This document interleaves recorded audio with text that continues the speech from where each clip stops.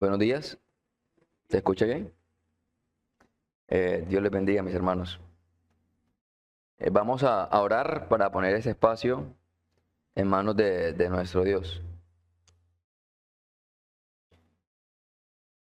Padre Santo que estás en los cielos, delante de ti estamos, oh Dios, una vez más, eh, por la obra de nuestro Señor Jesucristo, para darte muchísimas gracias porque tú has sido misericordioso para con cada uno de nosotros. Nos has concedido, oh Dios, en esta mañana el privilegio de estar delante de ti para estar expuestos a tu palabra, por lo cual te rogamos a sí mismo, Señor, que ilumines nuestro entendimiento y nos des corazones dispuestos, que en la medida en que escuchamos tu palabra, oh Dios, nuestros corazones puedan ser moldeados de manera en que podamos apreciar eh, todo lo bondadoso que tú eres para con nosotros y cuán ingrato hemos sido a sí mismo para contigo, oh Dios. Te pedimos que en la medida en que avanzamos en el conocimiento de tu verdad, podamos acercarnos a ti de manera correcta, de la manera en que a ti te agrada. Esto en Cristo Jesús nuestro Señor. Amén. Mis hermanos, la mañana de hoy vamos a continuar con nuestra serie, el libro de Deuteronomio. Hoy ya tendremos lo que será nuestra última clase de este libro. Como hemos considerado hasta ahora, 25 capítulos hemos abordado en lo que hemos abarcado. En cuanto a lo que podemos decir de este libro, podemos mirar que los temas generales de este libro se basan básicamente en la necesidad que tenemos de Dios, esa necesidad de confiar en Él, la obediencia a sus mandamientos y recurrir a Él para recibir su ayuda. Y mis hermanos, nosotros en la medida en que abandonamos, y como también hemos visto, como pasó con el pueblo de Israel, que en la medida en que descuidaban cualquiera de estos aspectos, caían fácilmente en la idolatría, en la adoración a falsos dioses que nosotros mismos creamos en la medida en que surgen ciertas necesidades. La especial relación que Dios establece con su pueblo es sin duda una proclamación que este libro de Deuteronomio hace bastante énfasis. A lo largo de ese libro hemos podido recordar el peregrinaje del pueblo de Israel, ver el trato de Dios para con los suyos. Vemos cómo cada aspecto de su carácter, más allá de alejarnos por ver la severidad con la que Dios actúa frente a ciertos actos pecaminosos, más bien nos acerca mucho más a Él al considerar su perfecta justicia, su poder e infinito amor. Jehová, mis hermanos, ciertamente es el Dios creador del cielo y de la tierra, pero sobre la exclusiva base de su amor, escogió Dios a Israel para establecer con él una particular relación o alianza. Antes, mis hermanos, que el propósito, que el propio Israel fuera llamado a la existencia, ya Dios lo había elegido a los patriarcas, Abraham, Isaac, Jacob, a quienes prometió que sus descendientes heredarían la tierra de Canaán. El cumplimiento, mis hermanos, de esta promesa está permanentemente contemplado a lo largo de lo que hemos considerado en este libro. Al considerar, mis hermanos, por una parte, los hechos que pusieron fin a la esclavitud de Israel en Egipto, y por otra parte, los muchos prodigios que el pueblo fue testigo durante los años en que vagaron durante el desierto. Ahora, junto al Jordán, cuando ya el cumplimiento de la promesa está a punto de convertirse en una realidad para ellos, Moisés exhorta a los israelitas a que libremente se atengan a un compromiso o se adhieran a un compromiso a través del pacto que Dios pone delante de ellos. Vamos a mirar un texto donde Dios claramente les indica: os he puesto delante la vida y la muerte, la bendición y la maldición. Escoge pues la vida para que vivas tú y tu descendencia, amando a Jehová tu Dios, atendiendo a su voz y siguiéndolo a él. Mis hermanos, el Al amor de Dios, Israel debía corresponder con entrega total y sin reservas, acatando la divina voluntad de Dios. Amarás pues a Jehová tu Dios y guardarás sus ordenanzas, estatutos, sus decretos y sus mandamientos todos los días. Son palabras que fueron repetidas a este pueblo de Israel. Mis hermanos, en la mañana de hoy consideraremos una porción bastante amplia de este libro, en lo que corresponde a los capítulos del 26 al 34. Ojalá el tiempo nos dé para poder extraer aspectos importantes de todos esos capítulos. El capítulo 26 es el primero que a considerar. Tenemos dos aspectos importantes que son señalados en este capítulo, que corresponde a las ofrendas de los primeros frutos y la designación a Israel como un pueblo especial de Dios. Vamos a leer nuestro primer texto, el cual se encuentra en el capítulo 26, en los versículos que van del 1 al 4. Dice de la siguiente manera, Deuteronomio 26, los versículos del 1 al 4. Dice, cuando hayas entrado en la tierra que Jehová tu Dios te da por herencia y tomes posesión de ella y la habites, entonces tomarás de las primicias de todos los frutos que sacares de la tierra que Jehová tu Dios te da y las pondrás en una canasta e irás al lugar que Jehová tu Dios escogiere para hacer habitar allí su nombre. Y te presentarás al sacerdote que hubiere en aquellos días y le dirás, declaro hoy a Jehová tu Dios que he entrado en la tierra que juró Jehová a nuestros padres que nos daría. Y el sacerdote tomará la canasta de tu mano y la pondrá delante del altar que de Jehová tu Dios. Amén. Pueden tomar asiento.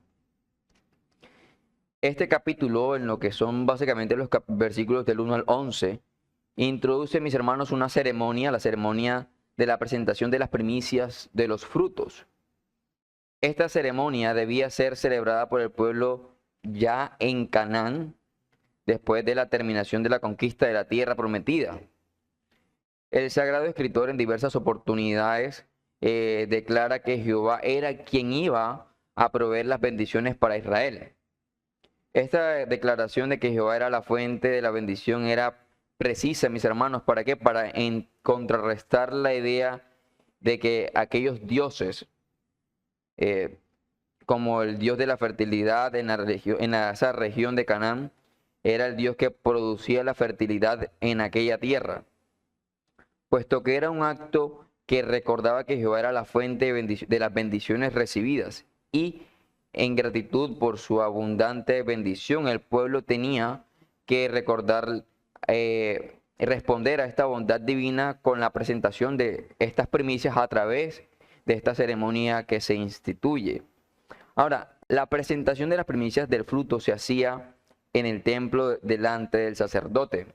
Un detalle que es bastante expreso en este capítulo.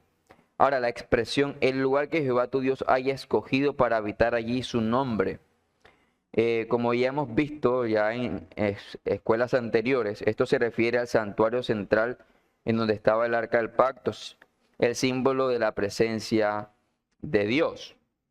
Más tarde, esta misma expresión fue usada exclusivamente para designar el templo que Salomón edifica en Jerusalén. Mis hermanos, cada israelita tenía que presentarse en el templo ante el sacerdote que estaba oficiando la ceremonia o el que estaba de turno en ese momento. Cada individuo tenía o traía su canasta con las primicias de los frutos del campo y la depositaba delante de Jehová, declarando que los frutos en la canasta representaban la cosecha que él había recibido. La declaración de la persona que hacía la presentación aparece en una forma de confesión de fe, algo que veremos o que se muestra en los versículos siguientes.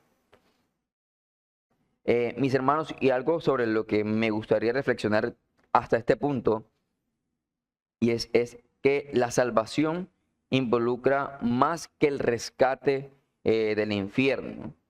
Dios nos ha dado bendiciones espirituales eternas al unirnos a Jesucristo por medio de la fe. Si estamos, mis hermanos, en Cristo, hemos recibido el perdón de pecados, la adopción en la familia de Dios y la vida eterna.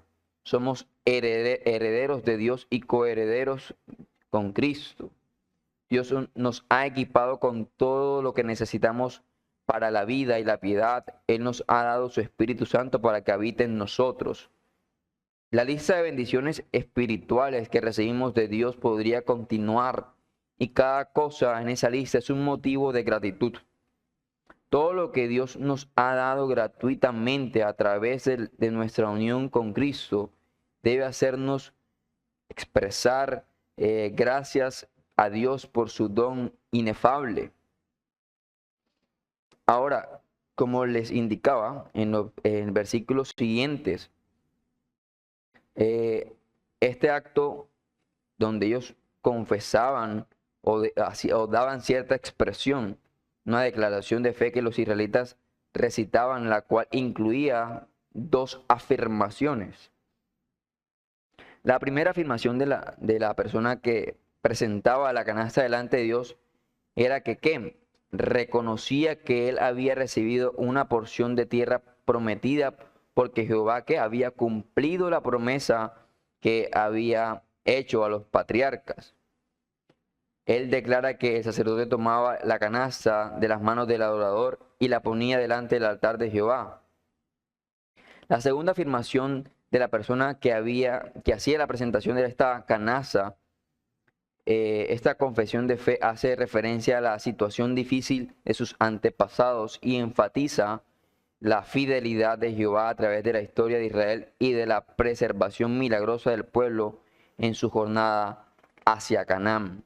Cada uno de estos detalles, mis hermanos, les recordaba a estas personas la fidelidad de Dios, pues de cierta manera esto mostraba que Dios había cumplido con lo que había prometido a los suyos.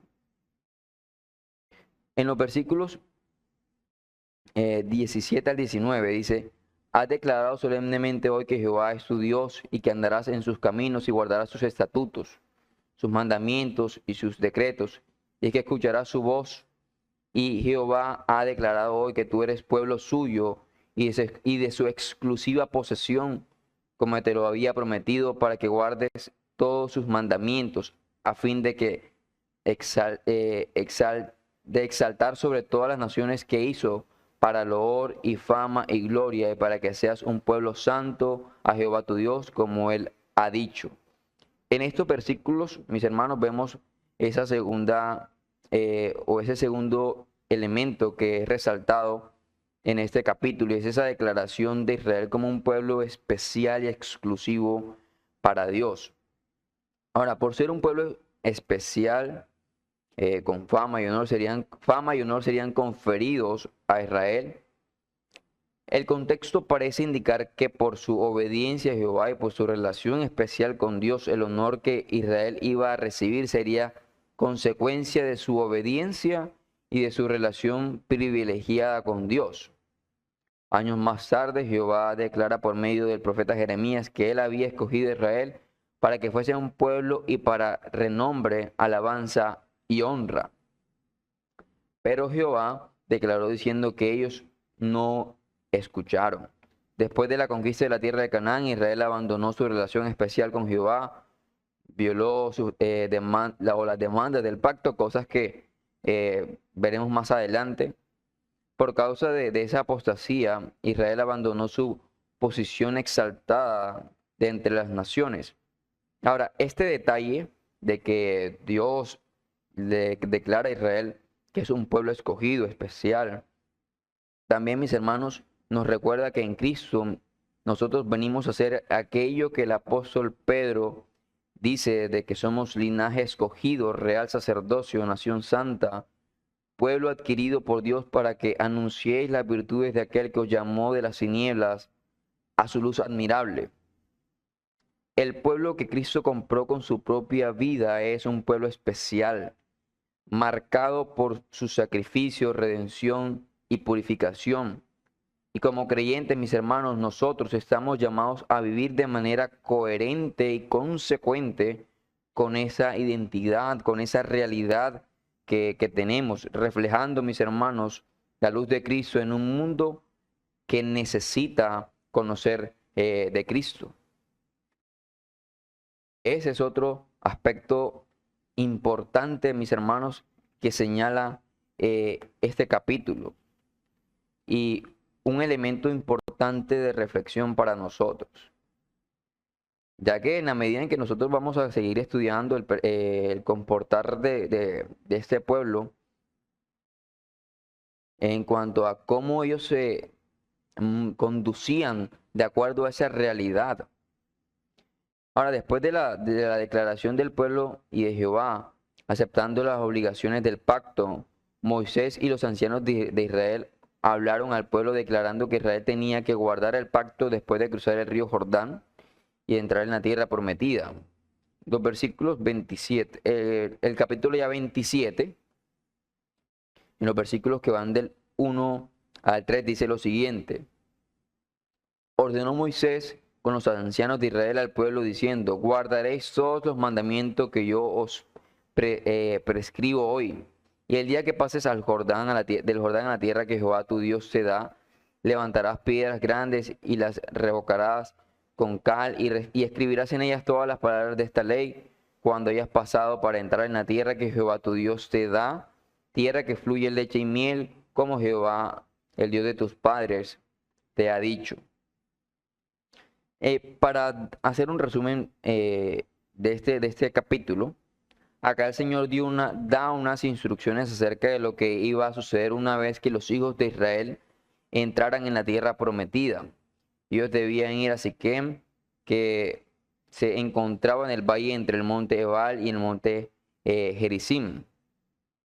Ahora, el mandato de anunciar las maldiciones en el monte, que es un tema que también se viene declarando a lo largo del capítulo 27, la división de las tribus entre estos dos montes.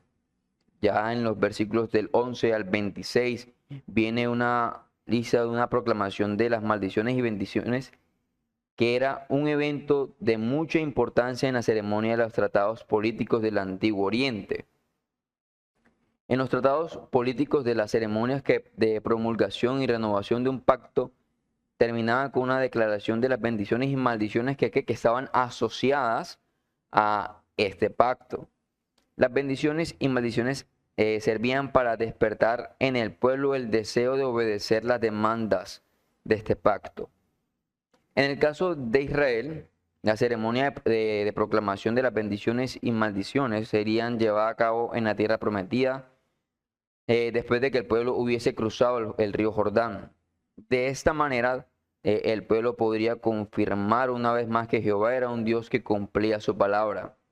La entrada en la tierra de Canaán era una demostración de la fidelidad de Jehová, y este evento debía motivar al pueblo a obedecer las demandas del pacto. Ahora, la lista de las maldiciones que aparece en los versículos del 14 al 26 presentan aproximadamente, son 12 maldiciones contra las personas que violan ciertas leyes del pacto.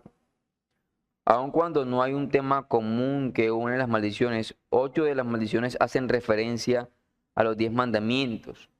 Cada declaración empieza con la palabra maldito y empieza a expresar el por qué y cuáles eran estos actos en los cuales el pueblo debía abstenerse para no incurrir en transgresión. Una maldición era la consecuencia que vendría sobre la persona que violaba una de las demandas del pacto. A la declaración de los levitas, el pueblo respondía con un amén.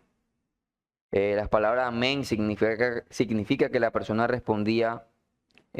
respondía estaba de acuerdo con lo que la ley es y aceptaba las consecuencias de la violación de esa ley para él y para cada miembro de su tribu.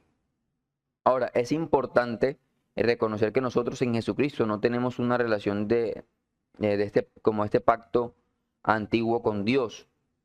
Esperamos ser bendecidos no por nuestra obediencia, sino por nuestra posición en Cristo. La maldición que merecíamos fue puesta sobre él. Aunque puede haber una maldición inherente de consecuencias en nuestra desobediencia o incluso en la mano correctora de Dios, bajo el nuevo pacto, Él no nos castiga ni nos maldice, porque todo lo que merecíamos, pasado, presente y futuro, fue pagado o fue derramado sobre la persona de Cristo. Ahora, hacia el capítulo 28, sigue hablando acerca de ciertas bendiciones y maldiciones. En los versículos 1 y 2 de este capítulo, dice: acontecerá que si oyeres atentamente la voz de Jehová tu Dios para guardar y poner por obra todos sus mandamientos que yo te prescribo hoy, también Jehová tu Dios te exaltará sobre todas las naciones de la tierra, y vendrán sobre ti todas estas bendiciones y te alcanzarán si oyeres la voz de Jehová tu Dios. Ahora, la lista de bendiciones y maldiciones que aparece en este capítulo presenta con más detalle el resultado de la obediencia y las consecuencias de la violación del pacto. Ya ese capítulo va a mostrar un poco más de detalle con relación a las consecuencias. La redención de Israel de Egipto y la elección de la nación para ser un pueblo especial de Dios demandaba, mis hermanos, una adherencia a la voluntad y a la manera de vida que Dios describe en las leyes y decretos que Él había dado a Israel. El Señor promete bendecir a Israel, pero estas bendiciones demandan, mis hermanos, una obediencia por parte del pueblo. Si Israel escucha de manera diligente la voz de Dios y pone por obra todos los mandamientos que son declarados a ellos, Jehová promete que enaltecer la nación sobre todas las naciones de la tierra. Las bendiciones del pacto pueden ser divididas en tres grupos: bendiciones de la tierra y personas, victorias contra los enemigos y la exaltación de Israel sobre sus enemigos. Son básicamente la manera en que podríamos dividir aquellas bendiciones que son dadas al pueblo de Israel. Ahora, sobre las naciones y para recibir las bendiciones de la fertilidad de la tierra, de los animales y sobre el pueblo de Israel, no podía lo que Dios había preparado. Es decir, debía adherirse fielmente a cada uno de los preceptos que se habían dado. La conclusión de esta sección es clara y específica. Israel no podía apartarse de las palabras ordenadas por medio de Moisés. Además, no podía adorar a los dioses cananeos ni procurar su protección, la fertilidad de la tierra y los animales en piedra. De hecho, la ceremonia que habíamos mencionado inicialmente tenía mucho que ver con ese detalle. El reconocer y el recordar, eso hacía de cierta manera hincapié en la mente de este pueblo. El recordarles que es Dios quien los llevó hasta ese lugar, quien ha cumplido su promesa, quien es quien les provee. La lista de maldiciones que aparece en esta sección representa la severidad de la violación del pacto. El peligro que Israel encontraría en Canaán era real, confrontando con la realidad de producir suficientes cosechas para alimentar a su familia. Un israelita usaría todos los medios posibles para producir la fertilidad de la tierra, inclusive ir tras otros dioses a fin de rendirles culto. Pero apartarse de Jehová para seguir otros dioses era una violación del primer y segundo mandamiento y era prohibido en las maldiciones ya anunciadas. La maldición del pacto vendría sobre la nación cuando Israel deliberadamente abandonara las demandas del pacto que establecía que una relación especial con Dios. La proclamación de las maldiciones que se da a lo largo de estos versículos está dividida en dos secciones bastante importantes: la revocación de las maldiciones y las consecuencias de la desobediencia. Ahora, el cumplimiento de estas profecías en la nación judía pronunciadas hace más de 3000 años, muestra cómo Moisés habló por el Espíritu de Dios, quien no solo prevé la ruina de los pecadores, sino que advierte sobre ellas, para que puedan evitarlas mediante un arrepentimiento verdadero y oportuno, o de lo contrario, quedar sin excusa.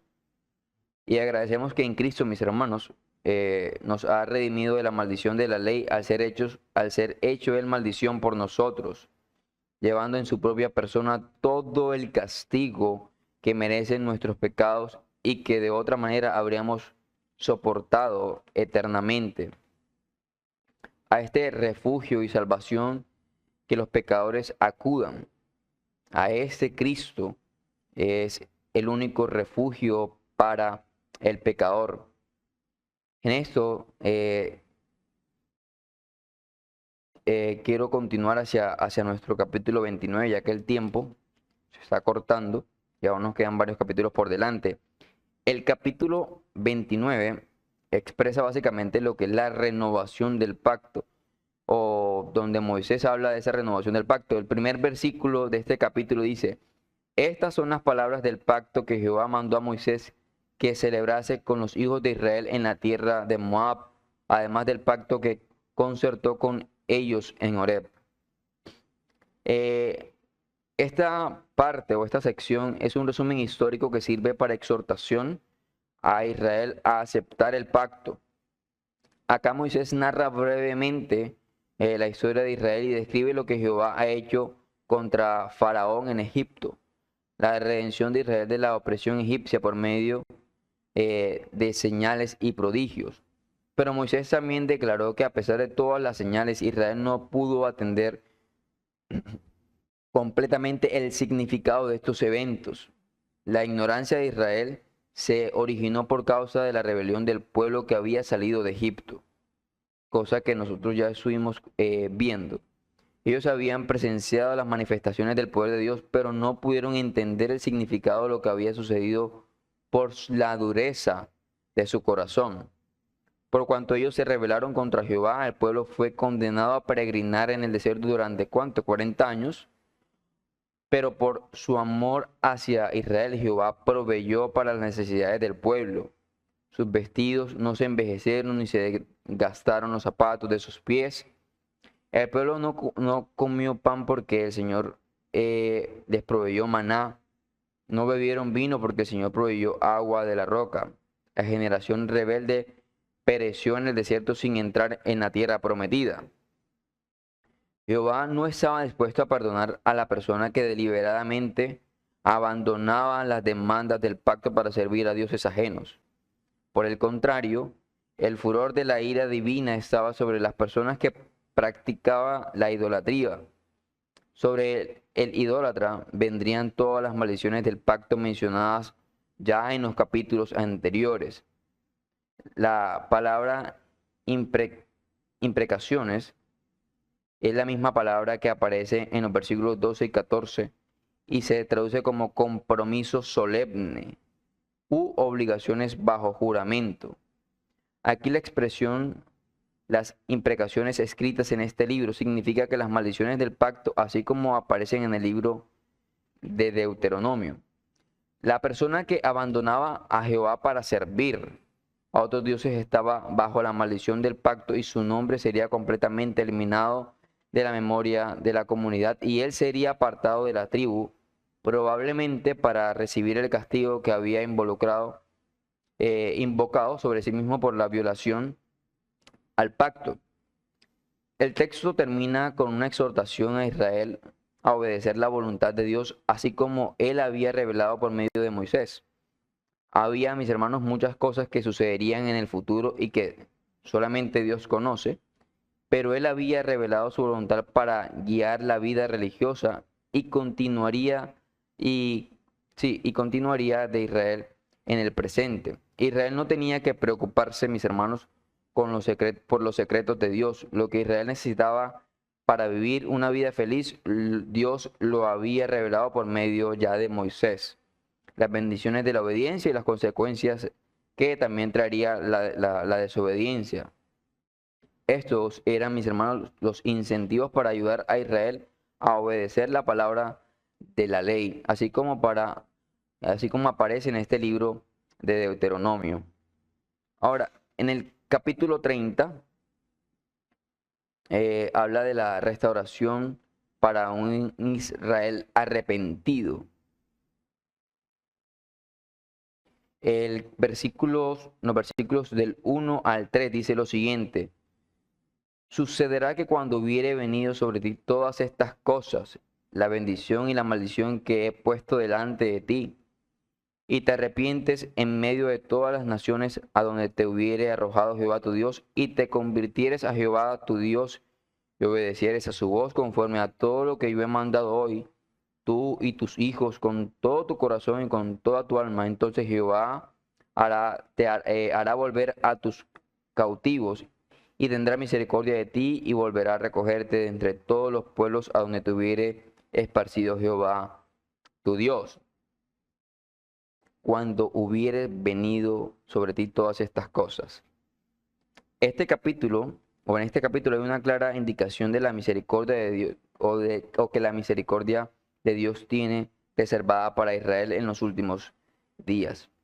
Este pasaje se refiere a las advertencias proféticas de los dos capítulos anteriores, hablando acerca de las maldiciones y la violación de ellos. El exilio y la deportación eran comunes en las guerras de conquista en las naciones del Antiguo Oriente. En la historia de Israel, tanto el reino del norte y del sur sufrieron aflicciones de la deportación y el exilio por manos de los asirios y los babilonios. Pero para el escritor, el exilio no era el capítulo final de la historia del pueblo de Israel. El exilio señala el fracaso del Israel histórico. La restauración de Israel demuestra la fidelidad de Dios en cumplir sus promesas, que es básicamente también lo que expresa estos versículos que acabamos de leer. Después de su exilio, Israel tenía que considerar la gracia y la fidelidad de Dios. Después de considerar lo que Jehová había hecho en su pasado, Israel iba a reconocer la necesidad de arrepentirse y regresar a Jehová. La palabra vuelves acá, o volver, o regresar, o arrepentirse, es básicamente lo que está hablando acá este capítulo. Esta palabra constituye un elemento de suprema importancia en el vocabulario del pacto. La palabra aparece 6 veces en los primeros 10 versículos de este capítulo. En este contexto, o en el contexto de ese pasaje, la palabra significa regreso de Israel hacia Jehová, es decir, arrepentimiento. Y el regreso de Jehová hacia Israel, que básicamente tiene que ver con la restauración. En los versículos del 15 al 16 dice: mira, yo he puesto delante de ti hoy la vida y el bien, la muerte y el mal, porque yo te mando hoy que ames a Jehová tu Dios, que andes en sus caminos y que guardes sus mandamientos, sus estatutos, sus decretos, para que vivas y seas multiplicado, y Jehová tu Dios te bendiga en la tierra a la cual entras para tomar posesión de ella. Ahora, después de haber declarado que la palabra de Dios estaba al alcance de todos, Moisés concluyó su exhortación con un llamado a Israel a escoger entre la vida y la muerte. Moisés había presentado las demandas del pacto y las consecuencias de la obediencia y el resultado también de la desobediencia. Ahora, la nueva generación de Israel, el pueblo que se preparaba para entrar en la tierra de Canaán, o para recibir su heredad, tenía que tomar una decisión importante. Las demandas de Dios habían sido presentadas y ahora el pueblo tenía que tomar una decisión de obedecer y vivir, o rechazar la palabra de Dios y morir. Es básicamente lo que expresan estos versículos que acabamos de leer. Mira, pues yo te pongo delante de ti la vida y el bien, la muerte y el mal. En el capítulo 31 vamos a encontrar algunas instrucciones finales de Moisés. En los versículos 1 y 2 dice: fue Moisés y habló estas palabras a todo Israel y les dijo: este día soy de edad de 120 años, no puedo más salir ni entrar. Además, esto Jehová me ha dicho, no pasarás este Jordán. Moisés asegura a Israel de la constante presencia de Dios con ellos. Eso aplica, esto se aplica por el apóstol Pablo a todo Israel espiritual de Dios para alentar su fe y esperanza. A nosotros también se nos predica este evangelio, como a ellos. Él nunca te fallará, ni nosotros ni te abandonará, según lo que expresa Hebreos capítulo 13, versículo 5. Moisés recomienda a Josué como líder, alguien cuya sabiduría, coraje y afecto se habían reconocido durante mucho tiempo, alguien a quien Dios había designado a ser su líder. Por otro lado, también Dios lo reconocería y lo bendeciría. Josué está muy contento de ser amonestado por Moisés a que sea fuerte y valiente. Aquellos a quienes Dios acompaña, o por lo menos estas promesas que son establecidas o que son dejadas a disposición, en lo que muestran básicamente la confianza que debe tener hacia Dios. Lo que básicamente también muestra o les motiva que debían tener buen ánimo. El capítulo, quiero avanzar porque ya el tiempo básicamente se me acabó. El capítulo 32 habla de un cántico de Moisés. Básicamente es el título que en algunas Biblias encontramos. Dice los versículos del 1 al 4. Escuchad cielo y hablaré. Oiga la tierra y los dichos de mi boca. Goteará como la lluvia mi enseñanza, destilará como el rocío mi corazón, como la llovizna sobre la grana y como las gotas sobre la hierba. Porque el nombre de Jehová proclamaré. Engrandeced a nuestro Dios. Él es la roca cuya obra es perfecta, porque todos sus caminos son rectitud.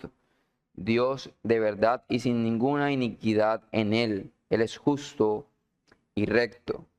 Ahora, Moisés compara sus enseñanzas con los beneficios de la lluvia y el rocío y que el rocío producen sobre la tierra. Estos comparativos enfatizan que la palabra de Moisés debería penetrar en los corazones duros de Israel, así como la lluvia y el rocío penetran en el suelo. Moisés empieza acá su cántico hablando del carácter de Jehová y proclamando la gloria de su nombre. Proclamar la gloria del nombre de Dios era proclamar su reputación, su fidelidad, sus atributos. Él también hace una invitación al pueblo a engrandecer el nombre de Jehová con él. Acá Moisés declara que Jehová es la roca de Israel. Esta designación aparece también en varios versículos y habla de la estabilidad, permanencia e inmutabilidad de Dios. La naturaleza de Dios, del Dios de Israel, un Dios de amor y compasión, un Dios fiel y misericordioso que no cambia. Por cuanto la naturaleza de Dios no cambia, el pueblo de Israel encontrará en él refugio para vivir su vida en un mundo que está constantemente en cambio. Por cuanto Dios, el Dios de Israel, es un Dios que no cambia en su carácter, sus obras son perfectas y sus designios son justos.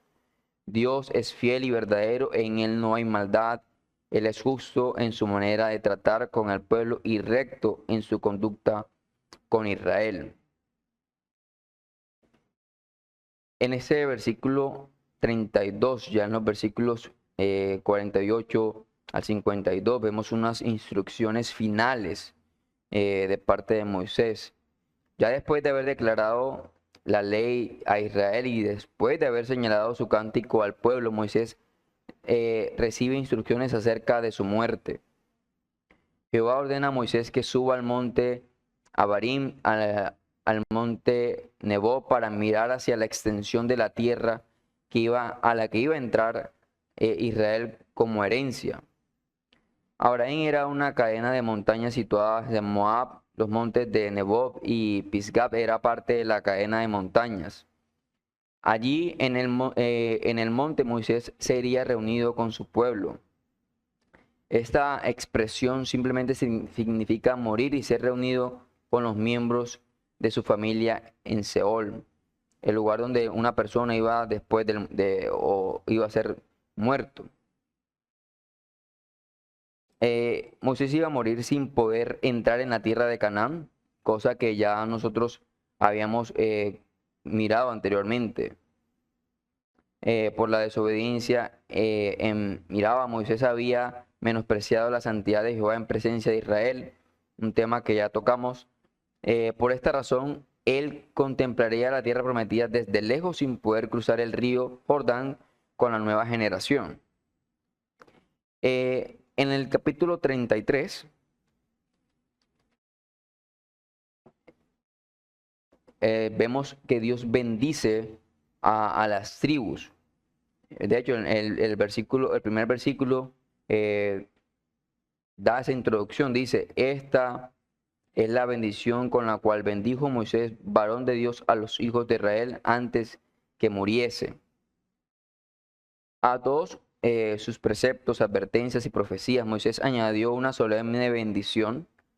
Comienza con una descripción de las gloriosas manifestaciones de Dios al dar la ley. Su ley funciona como fuego.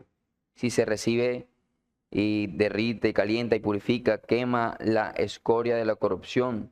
Si se rechaza, endurece, quema, duele y destruye. La bendición general de las tribus termina con una bendición final sobre la nación y un cántico de alabanza a Dios que protege a Israel. Jehová, mis hermanos, también es representado como el refugio de su pueblo. Israel se goza de su protección en el Dios que baja sus brazos eternos para pelear contra los enemigos de la nación. Por esta razón, Israel habita confiado en la tierra que Jehová le dio como herencia eterna, una tierra que produce en abundancia.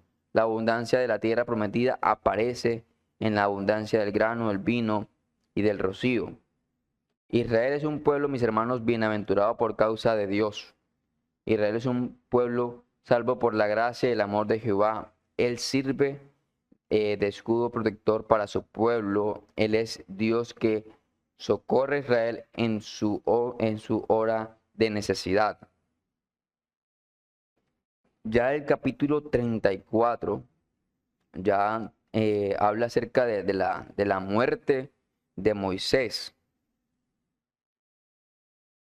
En los versículos del 1 al 3, básicamente nos va a señalar esa vista que Dios le da acerca de la tierra prometida. Y dice, subió Moisés de los campos de Moab al monte Nebo, a la cumbre Pisga, que está enfrente de Jericó, y le mostró Jehová toda la tierra de Galaam hasta Adán, todo Neftalí, la tierra de Efraín y de Manasés, toda la tierra de Judá hasta el mar occidental, el Negev y las llanuras, la vega de Jericó y la ciudad de las palmeras hasta Zoar.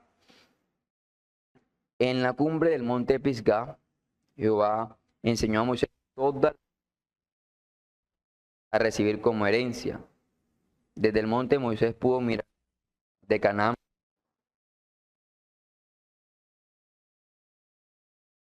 aún imposible contemplar toda la extensión.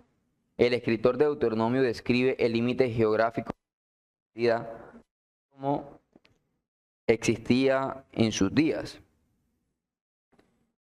La tierra que había contemplado con sus ojos era la tierra que Jehová había prometido dar a Abraham, a Isaac y Jacob. Moisés miró la tierra prometida desde lejos porque a él le estaba prohibido entrar en Canaán con el pueblo. El texto no explica por qué Moisés no puede entrar en la tierra prometida, pero Moisés ya sabía que por causa de su pecado él no podría entrar en la tierra de Canaán con los demás israelitas para ver el cumplimiento de la promesa de Dios. La razón por la que Moisés no le fue permitido en Canaán, él no había honrado la santidad de Jehová en precisamente lo que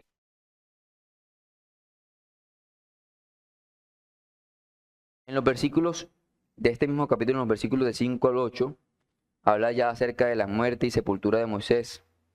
Dice, y murió allí Moisés, siervo de Jehová, en la tierra de Moab, conforme al dicho de Jehová. Y lo enterró en el valle de la tierra de Moab, enfrente de Bet-peor, y ninguno conoce el lugar de su sepultura hasta hoy. Era Moisés de edad de 120 años cuando murió. Sus ojos nunca se oscurecieron ni perdió su vigor. Y lloraron los hijos de Israel a Moisés en los campos de Moab 30 días. Y así se cumplieron los días del lloro y del luto de Moisés. Mis hermanos, después de haber contemplado la tierra prometida, Moisés muere en la tierra de Moab. Moisés es designado el siervo de Jehová en memoria de su fidelidad en la obra de Dios. Moisés murió en la frontera de la tierra que él y el pueblo de Israel habían anhelado recibir. Moisés había trabajado fielmente toda su vida para traer al pueblo de Israel a la tierra que Jehová les había prometido. Y el anhelo de Moisés era entrar en la tierra, pero en el final de su vida y en la conclusión de su trabajo, él solamente pudo contemplar con sus ojos lo que su corazón deseaba recibir. Moisés aparece en Canaán durante la transfiguración de Cristo en el monte de Herón, en el monte que estaba en Cesarea de Filipos, una narrativa que ya es conocida por muchos de nosotros. A manera, mis hermanos, de conclusión de todo este libro, eso lo leía mientras consultaba acerca de lo que traía para la clase de hoy. Dice lo siguiente, y ya por título es El lugar del cristiano en la historia refleja Israel. Nosotros también hemos sido librados de manera definitiva de la servidumbre, ellos de Egipto, nosotros de Satanás. Nosotros también necesitamos orientación sobre cómo vivir a la luz de nuestra nueva identidad redimida. También necesitamos impartir esta identidad a nuestros hijos. La frase tan repetida, a fin de que te vaya bien, nos recuerda que Dios nos dio Deuteronomio para que prosperemos. Deuteronomio, mis hermanos, exalta a Jesucristo crucificado y resucitado como nuestra única esperanza contra el pecado. Ver a Jesucristo en Deuteronomio requiere de práctica, pero Él es santo. Jesús es el verdadero Rey que no se rindió ante los compromisos del pecado, en contraste con otros reyes. A la luz de Deuteronomio, Israel es el hijo fracasado que abandonó todas las advertencias paternales de Deuteronomio, pero Jesús es el verdadero hijo que obedeció donde Israel fracasó. A pesar de su inocencia, se convirtió en maldición en nuestro lugar al soportar el exilio de la presencia de Dios y morir en el madero. Por su muerte maldita, Jesús se convirtió en el mejor mediador que Moisés y abrió el camino para el nuevo pacto con su circuncisión del corazón prometida. El clímax del sermón de Moisés, Dios ordena, escoge pues la vida. Deuteronomio sigue siendo un libro de vida o muerte para los cristianos. Nos insta hoy a seguir una vida genuina, la vida que imparte la saturación de la palabra de Dios, la vida que el pecado nunca puede dar, la vida abundante que se encuentra solamente en Jesucristo. Amén.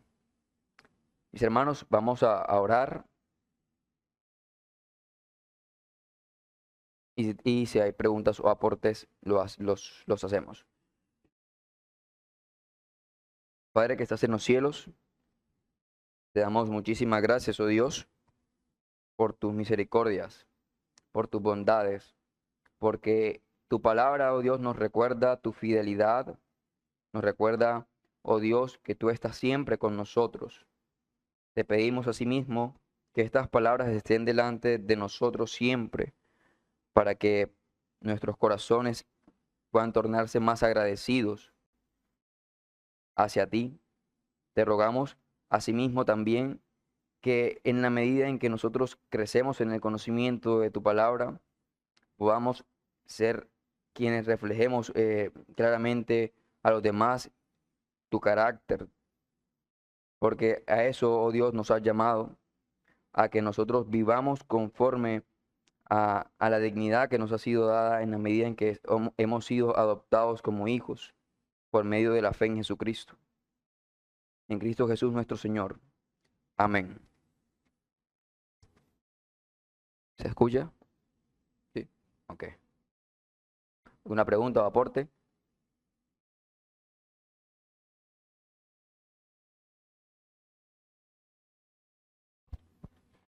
Muy buenos días, amada iglesia.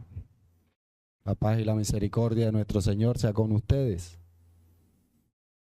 Primeramente, darte gracias, mi hermano, por esta enseñanza y por ese resumen que pudiste lograr hacer de todos los textos que te tocaba exponer.